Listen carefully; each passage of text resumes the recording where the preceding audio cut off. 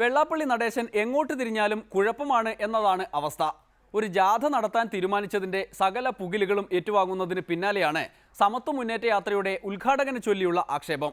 കർണാടകയിലെ പേജാവർ മഠാധിപതി വിശ്വേശ്വര തീർത്ഥയും ശിഷ്യ സ്വാമിഗണങ്ങളും കൂടിയാണ് യാത്രയെ അനുഗ്രഹിച്ച് അയക്കുന്നത്. RSSന്റെ വരേണ്യ പ്രത്യയശാസ്ത്രം നടപ്പാക്കാൻ നിയോഗിക്കപ്പെട്ട സ്വാമിയാണത്രേ പേജാവർ മഠാധിപതി. അതായത് വെള്ളാപ്പള്ളിക്ക് പറ്റിയ ഉദ്ഘാടകൻ എന്നർത്ഥം. കർണാടകത്തിലെ പേജാവർ മഠാധിപതി സംപൂജ്യ സ്വാമി വിശ്വേശ്വര തീർത്ഥ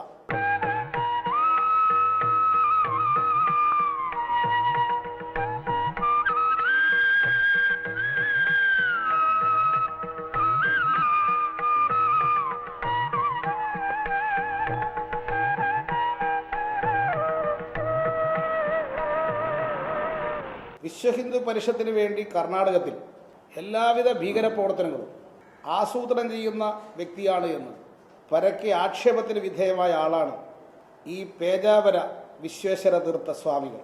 ഭീകരനാണോ ഭീകരൻ, കൊട്ടും ഭീകരൻ.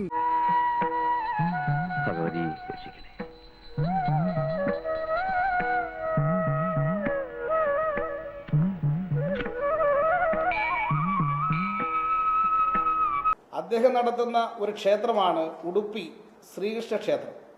ആ ഉടുപ്പി ശ്രീകൃഷ്ണ ക്ഷേത്രത്തിൽ നിലവിൽ 2 തരത്തിലുള്ള പന്തി ഭോജനമാണ് നടത്തുന്നത്. ആ ഉടുപ്പി ശ്രീകൃഷ്ണ ക്ഷേത്രത്തിൽ 2 തരം പന്തി ഭോജനത്തിന് നേതൃത്വം കൊടുക്കുന്ന ഒരു സ്വാമിയെ ഈ പരിപാടിയിൽ എഴുന്നള്ളിച്ചു കൊണ്ടുവരുന്നതിന്റെ ഉദ്ദേശം എന്താണ്? കോടിയേരി ബാലകൃഷ്ണൻ ഇത്തരത്തിലുള്ള പരാമർശം നടത്തുമ്പോൾ ബ്രാഹ്മണരുടെ എച്ചിലയിൽ അവർണരെ കൊണ്ട് ശയനപ്രദക്ഷിണം നടത്തുന്ന ചടങ്ങ് നടക്കുന്ന ക്ഷേത്രമാണ് ഇദ്ദേഹത്തിന്റെ കീഴിലുള്ള ക്ഷേത്രം. അതുകൊണ്ട് സംഭവിക്കുന്നത് കോടിയേരി ബാലകൃഷ്ണന്റെ നിലവാരം എവിടെയാണെന്നുള്ളത് ബാക്കിയുള്ള ആൾക്കാർ മനസ്സിലാക്കും. ആ ക്ഷേത്രത്തിൽ നടക്കുന്ന ഇതിന് വരുന്ന പേര് കർണാടകത്തിൽ പറയുന്നത് മഠേ മഠേ സ്നാനം എന്നാണ്. അതുകൊണ്ട് വിവരമില്ലായ്മ ഒരു ഭൂഷണമായിട്ട് കരുതുന്ന ആളുകൾ ഈ നാട്ടിലുണ്ട് എന്ന് ഈ നാട്ടിലെ ജനങ്ങൾ മനസ്സിലാക്കും.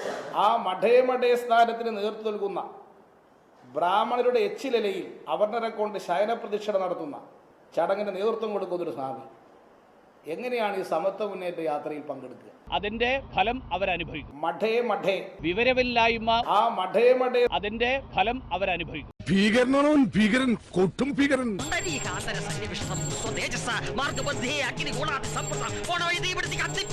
ഉത്തരം മുട്ടുമ്പോൾ ശപിച്ചങ്ങ് രക്ഷപ്പെടുക എന്നത് മാത്രമാണ് ഒരേ ഒരു പോംവഴി.